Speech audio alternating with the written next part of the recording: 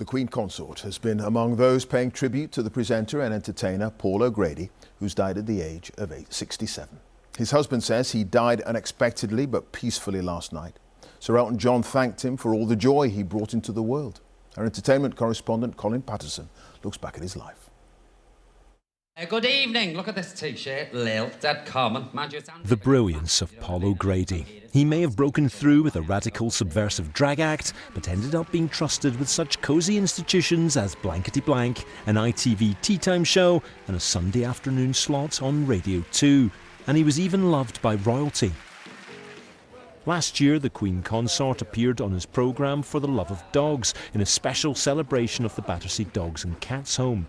Today, she was one of the first to pay tribute, saying she was deeply saddened to hear of his death and he had provided lots of laughter and waggy-tailed memories. His death was a real shock, as he was on stage playing Miss Hannigan in Annie as recently as Saturday night in Edinburgh. Paul was born to either be on a stage, be behind a radio microphone, be on a camera. He was meant to entertain people, and that's what he did right up until last Saturday night. He was one of the cleverest people that I've ever worked with. His brain for comedy was quite remarkable. There was only one Paul O'Grady, and there'll only ever be one Paul O'Grady.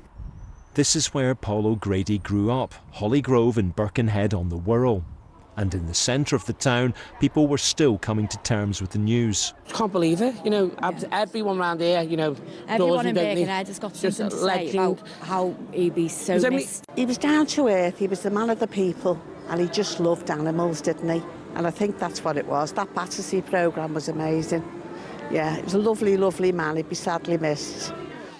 Paul O'Grady was a care worker in London when he created his alter ego, the Scouse powerhouse, Lily Savage.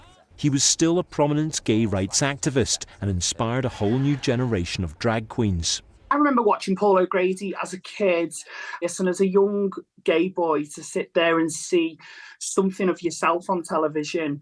You know, it meant things were okay, and it meant, you know, I could dream to do that as well. So it's a really sad day.